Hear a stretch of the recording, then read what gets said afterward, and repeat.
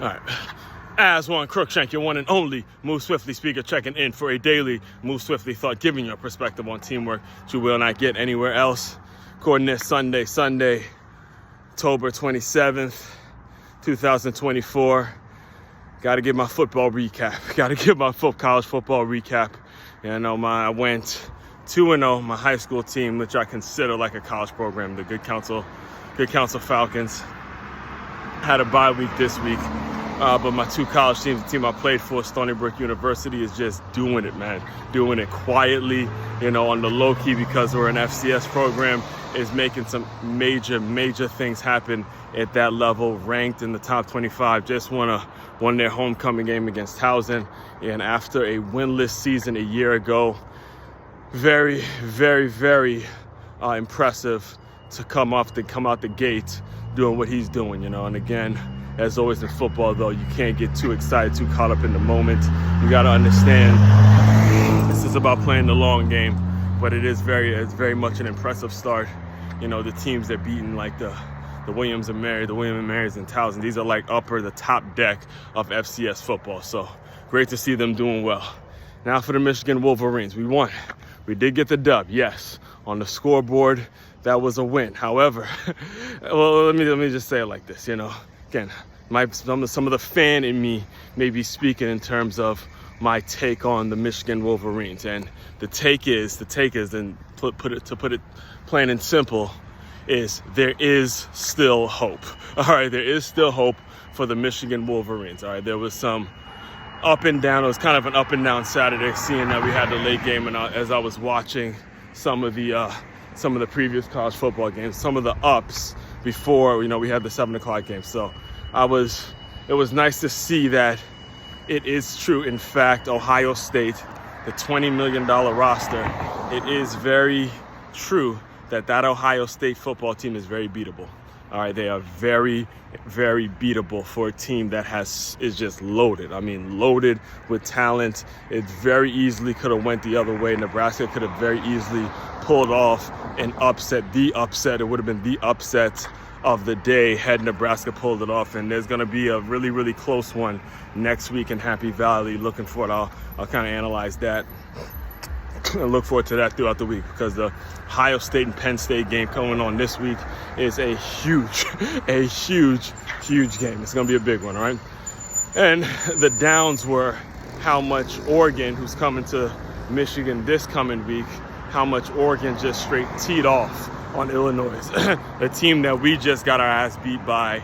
We couldn't even we put up 7 points against them. We lost them 21-7, and Oregon absolutely destroyed Illinois, and that's going to be the team that comes in to the big house this week. So from that standpoint, it was a little discouraging in regards to what my Michigan Wolverines are going to do. But again, there is still hope, all right? Any given college Saturday, this is college football, and any given Saturday, especially when you have national championship DNA like we have with the Michigan Wolverines, you just never know. And again, the main takeaway from today's Move Swiftly thoughts is understanding the importance of standards, understanding the importance of actually leveling up when it comes to your competition, all right? So for most of the teams in the country who have played as horrible as Michigan has played, there's no chance at all. But the reason we still have a chance of actually,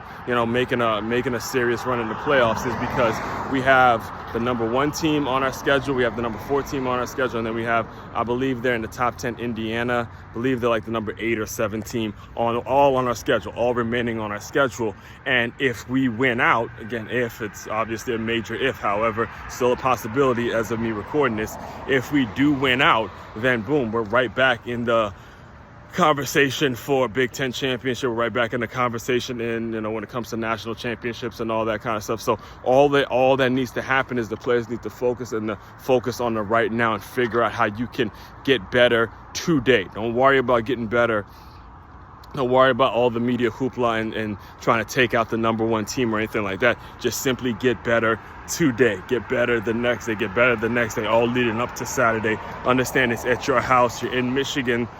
And if you can pull off this upset, there's still hope for this season. Especially, like I said, speaking as a diehard Michigan fan, so may sound a little bit biased. However, there are still some lessons that you could be pulling from this from a business standpoint in regards to making sure you're playing against the best competition, making sure you're respecting your opponent, making sure you're understanding the importance of having quality competition on your schedule so you know your standards are being raised over the period of time. And I'm going to dive a little deeper into this later, but one of the things about Colorado's success is that the conference that they're playing in the Big 12 is not the conference that they were playing in a year ago. Again, not taking anything away from the wins and the turnaround of the program. They are looking a whole lot better than they did last year. However, what does need to be taken into consideration, and what's probably leading them to they won't be ranked. They're obviously going to get, because it's Coach Prime, they're going to get talked about,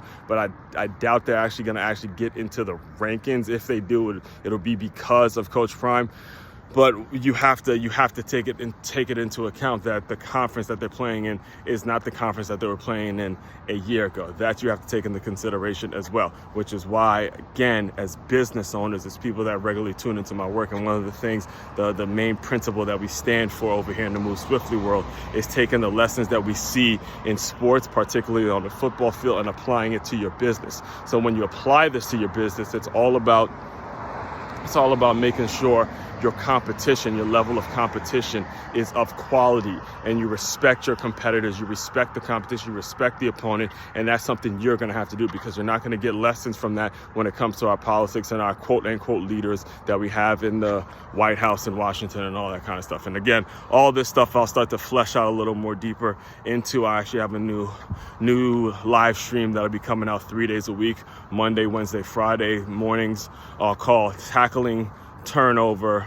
with Teamwork, right? Tackling Turnover with Teamwork, be a new live stream that'll be coming out regularly, where I'll start to dive deeper into all these points, because I done got to the point now where these Move Swiftly thoughts, I'll still do them, but I'm not giving myself enough time to really shelf out and really dive deeper into a lot of these topics and give a lot of more details and and shell out some of these topics that I'm bringing up, that I have so much more to talk about, so much more to say on, all right? All that being said, the main website to check out to dive deeper into all my work, it's makeyourmove.com. That's MakeYamove.com. One-stop shop for your teamwork and your self-development needs. As one, Crookshank, your one and only Move Swiftly speaker, checking out. You guys continue to move swiftly. We will talk more soon.